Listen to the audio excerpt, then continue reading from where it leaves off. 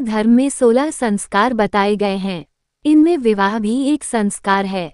इस संस्कार के द्वारा दो व्यक्ति ही नहीं बल्कि कई परिवार और आत्माओं का भी मिलन होता है, ऐसा माना जाता है।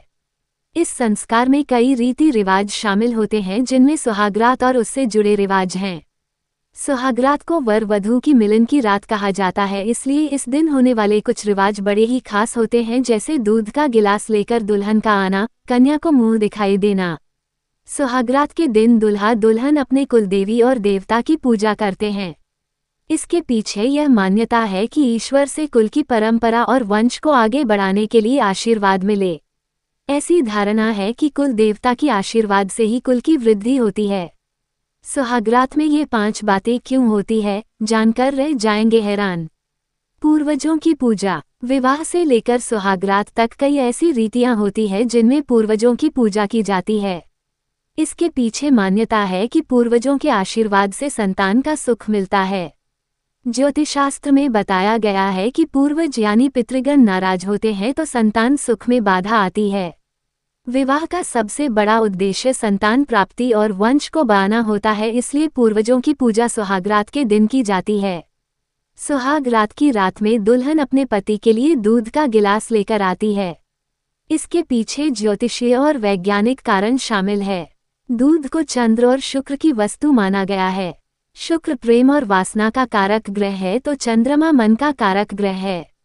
दूध का गिलास देने के पीछे यह उद्देश्य होता है कि पति पत्नी का प्रेम दूध की तरह उज्ज्वल, वासना और चंचलता रहित यानी स्थिर और धैर्य वाला रहे।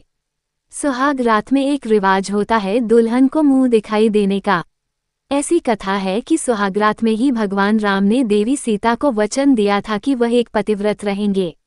इसी वचन के कारण भगवान राम ने दूसरी शादी नहीं की और देवी त्रिकुटा भगवान के कल की अवतार की प्रतीक्षा में बैठी है। आजकल दुल्हन को इस रिवाज के तहत गहने, मोबाइल जैसे उपहार मिलने लगे हैं।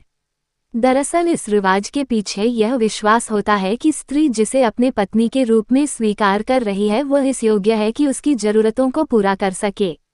व्यावहारिक तौर पर देखा जाए तो उपहार देने के पीछे यह उद्देश्य होता है कि नए रिश्ते की शुरुआत अच्छी हो। बड़े बुजुर्गों का आशीर्वाद भी सुहागरात में सबसे जरूरी तिरी रिवाज होता है। इसके पीछे यह उद्देश्य है कि वर वधू को वैवाहिक जीवन की शुरुआत के लिए शुभकामनाएं प्राप्त हों। इसकी वजह यह है कि हिंदू धर्म के संस्कारों में किसी भी नए काम की शुरुआत में बड़े बुजुर्गों का आशीर्वाद शुभ बताया गया है। अगर हमारी जानकारी अच्छी लगी हो तो कमेंट में लिख दो जय श्री राम।